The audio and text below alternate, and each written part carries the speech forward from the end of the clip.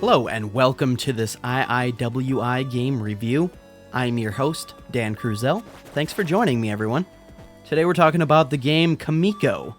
This game was released on the Nintendo Switch, digital only, $4.99 for this game, was developed by Skipmore, published by Circle Entertainment, and this game is an action arcade with a hint of puzzle-like elements, comparatively to Legend of Zelda. Now this game I've been playing for roughly 5 to 6 hours now. Got my hands on 3 characters. Of course, that's all they offer, but they do have some diversity to them, and I really like them. So, without further ado, let's get into the game Kamiko. Kamiko is a game based around Japanese Shinto beliefs. You play as 3 priestesses, Yamato, Izumi, and Hinome. They are also known as Shrine Maidens, and are given the name Kamiko, each of which possess a different weapon and special ability. I begin my playthrough as Izumi. Izumi was given the Imperial Regalia Magatama of Yasakani, basically a bow and arrow as her form of combat.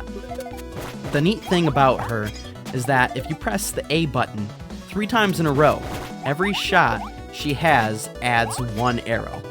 Only up to 3 arrows though, and while you are attacking, she is unable to move. Very similar to that in the original Legend of Zelda on the NES, when you would attack with Link, he wouldn't be able to move, and when you would move, he wouldn't be able to attack. So very hand in hand there, I personally feel. Now, Izumi also has a special attack in which she shoots homing arrows and kills all of the enemies within the area. Pretty nifty and quickly becomes quite handy for later on in the game. Now, the objective of the game is simply to awaken all of the shrines on a given level. You will then be teleported to another area in which you challenge the boss of that level. Also, you will want to kill as many enemies as possible to gain SP. The bigger combo you have, the more SP you will receive from each kill. Activating shrines, opening chests, and doors, or using your special ability will require a certain amount of SP, so just be aware of that. Also, enemies in a given area, if all are killed, they will spawn back in almost immediately. That is, unless you leave one of those enemies behind. Throughout, each of the levels will have subliminal, puzzle-like elements to it, and can sometimes be a bit circuitous. Which isn't a bad thing, and I sometimes think that it makes the game a little bit more enjoyable, personally. Next character I got my hands on was Hinome. Hinome was given the Imperial Regalia Mirror of Yara, and she is a bit of a different playstyle in which she is both ranged and close combat. Her first attack, she throws a shield/boomerang, and her second and third attacks are with a dagger. You could call Hinome the Captain America of the 3. Anyway, this playstyle isn't for everyone and can be the most difficult of the 3 characters. Once you get a hang of it, she isn't that bad. Though her playstyle can be a bit obtuse, it does make the game a bit more challenging, and the nice thing about throwing her shield is that you can at least aim it in every direction, unlike Izumi, where she was only able to shoot arrows up, down, left, and right. Now, Hinome's dagger attacks aren't as powerful as her shield throw, and usually takes 2 to 3 hits to kill an enemy. Her special attack is pretty cool. She takes her shield, throws it in a counterclockwise motion, and takes out enemies in its path. Again, very useful for areas where it is almost required. On to the last and final character, Yamato.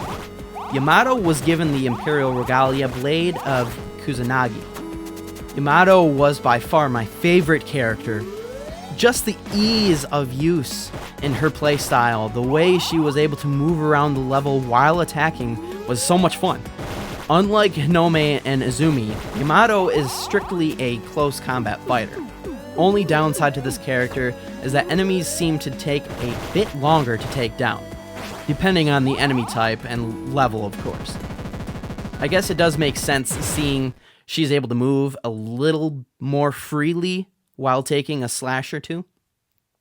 On her special attack, this was my favorite special of the three also.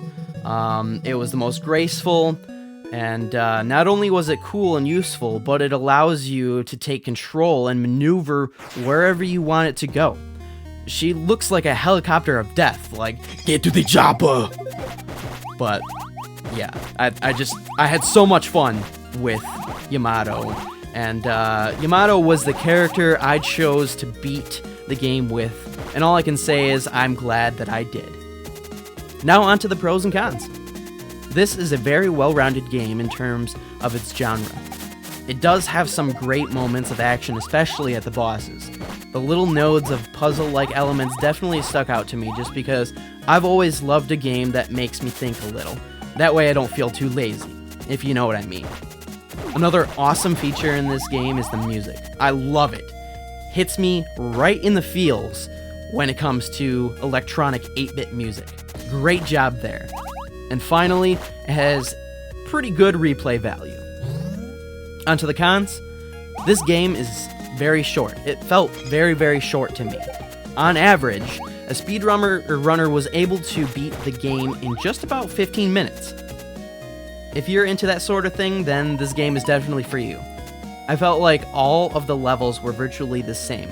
Besides a couple of different enemies, it didn't really change its principle of going to 4 shrines, awaken them, and go to beat the boss. Bosses felt all relatively the same as well, besides the final boss, which was definitely the best fight of them all.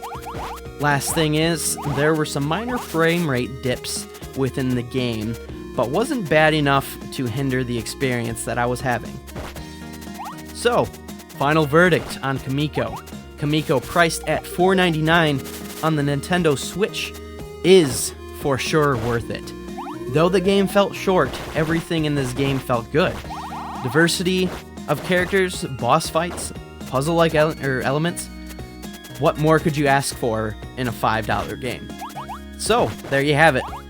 That's my review for Kamiko. You can leave us a follow on Twitter at IIWI Gaming, or if you have any questions, comments, or concerns, send us an email, iiwigamereviews@gmail.com. Thank you so much for watching.